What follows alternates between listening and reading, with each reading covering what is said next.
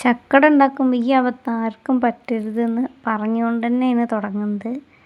നല്ല ടേസ്റ്റുള്ള ചക്കയാണ്, നല്ല മധുരമുള്ള ചക്ക കിട്ടി.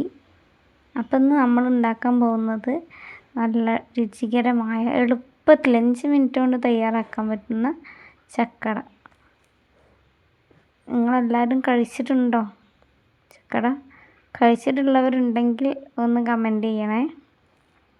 നിങ്ങളിങ്ങനെ തന്നെയാണ് ചക്കട ഉണ്ടാക്കുക എന്നുള്ളതും ഒന്ന് കമൻറ്റ് ചെയ്യണേ. ചക്ക വലിച്ച് കീറി തന്നത് കുട്ടേട്ടനാണ്. ഓരോന്നായിട്ട് ഞങ്ങൾ രണ്ടാളും കൂടി നുള്ളി പറിച്ചെടുക്കുകയാണ്. ഇതിലൊരു സൈഡിന് ചെറിയൊരു കേടുണ്ട്, എന്നാലും കുഴപ്പമില്ല, സംഭവം അടിപൊളിയാണ്.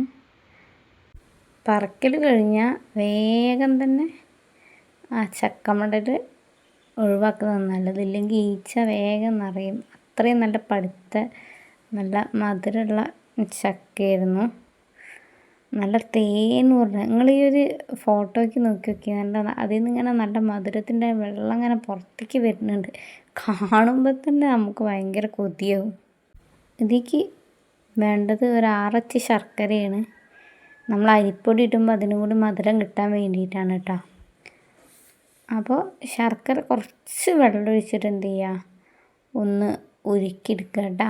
എന്തെങ്കിലും വേസ്റ്റ് ഉണ്ട് നിങ്ങൾക്ക് തോന്നിയിട്ടുണ്ടെങ്കിൽ നല്ല ഉരുക്കി കഴിഞ്ഞതിൻ്റെ ശേഷം എന്ത് ചെയ്യണം, ഒന്ന് അരിക്കണം.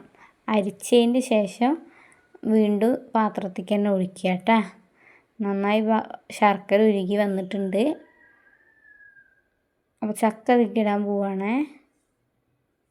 പതുക്കെ ഇടണം, ഇല്ലെങ്കിൽ കയ്യുമേക്ക് തെറിക്കും കേട്ടോ. ഒന്ന് ഇളക്കി കൊടുക്കുക.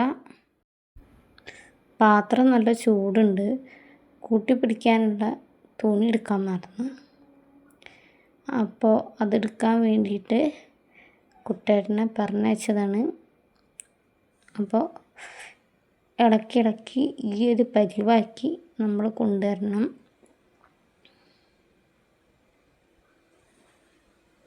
കണ്ടോ, ഒരു 2 മിനിറ്റൊക്കെ ഇളക്കിയാൽ മതിയാവും കേട്ടോ. 2 മിനിറ്റൊക്കെ ഇളക്കുമ്പോഴേക്കിന് ഈ പരിവാവും. പിന്നെ ഇടേണ്ടത് ഏലക്കായ, ഒരു 5-6 ഏലക്കായ പൊടിച്ചിട്ട് കുത്തിയിട്ട് ജസ്റ്റ് എന്ത് ചെയ്യുക, അതിലൊന്നിട്ടിട്ട് ഇളക്കി കൊടുക്കുക കേട്ടോ. ചക്കര ഉണ്ടാക്കുമ്പോൾ ഒരു അബദ്ധം പറ്റിയിരുന്നത് ഞാൻ ആദ്യം തന്നെ പറഞ്ഞില്ലേ.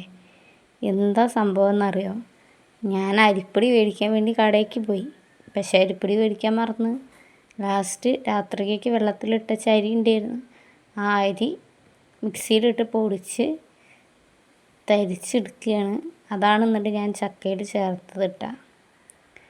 അതുകൊണ്ട് നിങ്ങൾ ആദ്യം തന്നെ അരിപ്പൊടി മേടിക്കാൻ എന്ത് ചെയ്യരുത്, മറന്നു പോവരുത്, ഓർത്ത് വെക്കണം, എന്നിട്ട് മേടിക്കണം. അപ്പോൾ ഒരു പാത്രത്തിൽ അരിപ്പൊടി എടുത്തിട്ട് അതിൻ്റെ ഈ ഒരു പാത്രത്തിലുള്ളത് 2 പകുതിയായിട്ട് 2 പ്രാവശ്യമായിട്ടാണ് ചേർക്കുന്നത്. ഒറ്റ പ്രാവശ്യം ചേർത്ത് കഴിഞ്ഞാൽ കട്ട കുത്തും.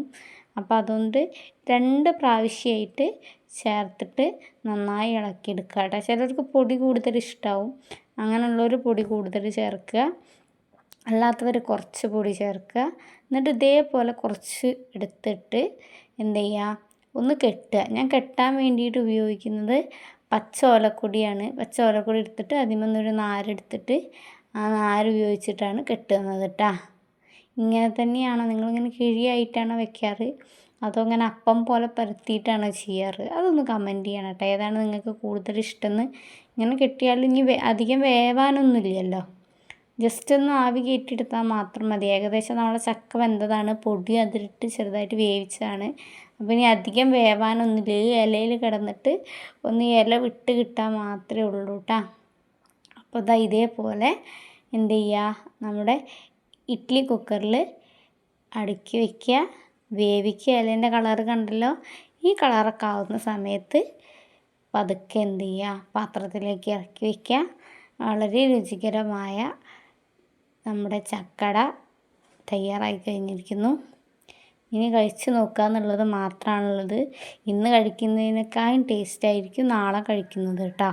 ഒരു ദിവസം കഴിഞ്ഞിട്ട് കഴിക്കുന്നതാണ് ചക്കടയ്ക്ക് കൂടുതൽ ടേസ്റ്റ്.